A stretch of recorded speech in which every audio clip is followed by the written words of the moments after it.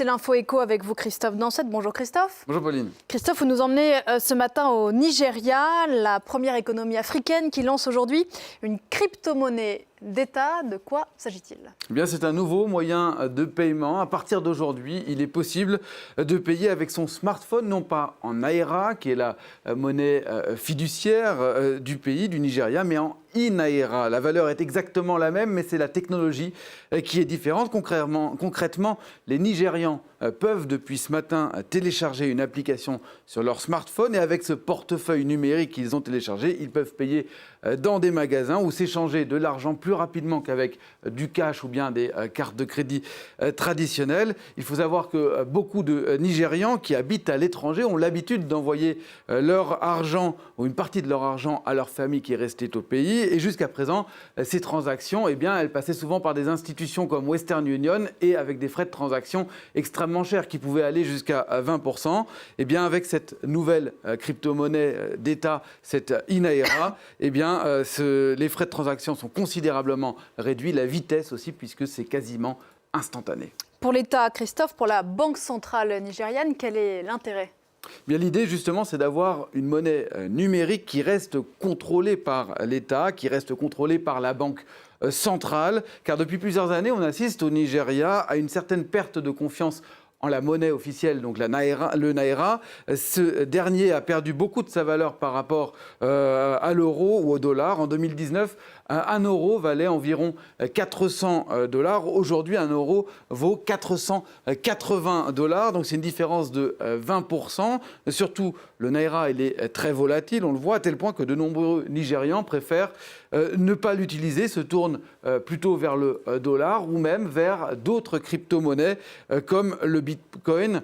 Au Nigeria, 42% des habitants affirment utiliser ou posséder du Bitcoin. Le pays est de très loin celui où la part de la population qui utilise cette crypto-monnaie est la plus importante au monde, devant la Thaïlande et les Philippines, et loin devant les États-Unis ou encore la France. Et ça, typiquement, ça inquiète la Banque centrale. Oui, parce qu'elle n'a aucun contrôle sur cette monnaie. Un des pouvoirs essentiels d'un État, qui est le contrôle de la monnaie, pourrait ainsi lui échapper. Les autorités ont eu beau prendre un certain nombre de mesures depuis un certain nombre d'années, menacer de bloquer les comptes de personnes qui utilisent ces crypto-monnaies, interdire les transactions, affirmer que ces crypto-monnaies, eh bien, elles financent le terrorisme ou bien elles sont un outil de blanchiment d'argent. Rien n'y fait. Le Bitcoin est de plus en plus populaire dans le pays. Certains sont même devenus très riches grâce à cette crypto-monnaie. Et leurs histoires ont été médiatisées. Il faut dire que le Bitcoin, il valait tout juste un peu plus de 3 000 $ en début 2020. Aujourd'hui, c'est 62 000 $ pour le Bitcoin. C'est-à-dire que le chiffre a été multiplié par 20. On imagine que certains ont pu devenir riches. Et cela a donné un certain nombre d'idées à des jeunes, alors que le pays, aujourd'hui, est encore confronté à une situation économique difficile, avec 33% de la population totale au chômage, plus de 50% des moins de 24 ans.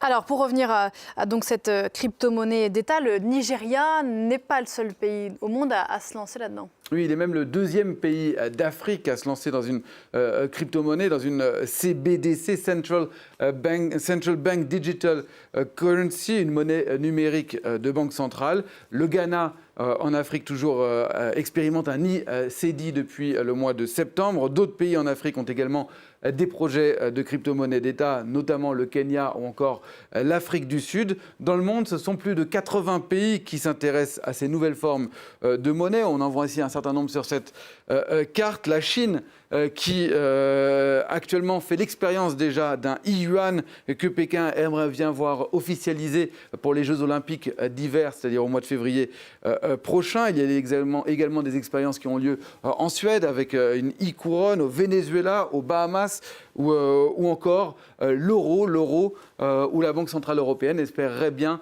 voir émerger un euro numérique d'ici 4 ou 5 ans. Les États ne veulent pas être dépassés par les crypto-monnaies ou même par des monnaies qui seraient numériques, qui seraient privées, comme le projet qu'avait lancé Facebook. Il y a un pays, Christophe, dont vous vouliez nous parler, qui a fait un choix radicalement différent. Oui, ce pays, c'est le Salvador, puisqu'il a décidé il y a 6 semaines d'officialiser le Bitcoin comme monnaie d'État au même titre que le dollar. C'est le premier pays au monde à le faire. Et après 6 semaines, le résultat est assez mitigé entre des gens qui se sont créés un portefeuille en Bitcoin et une certaine partie de la population qui préfère manifester pour s'opposer à cette officialisation du Bitcoin. Néanmoins, d'autres pays pourraient suivre cet exemple. C'est notamment le cas du Brésil qui y réfléchit. Merci beaucoup, Christophe.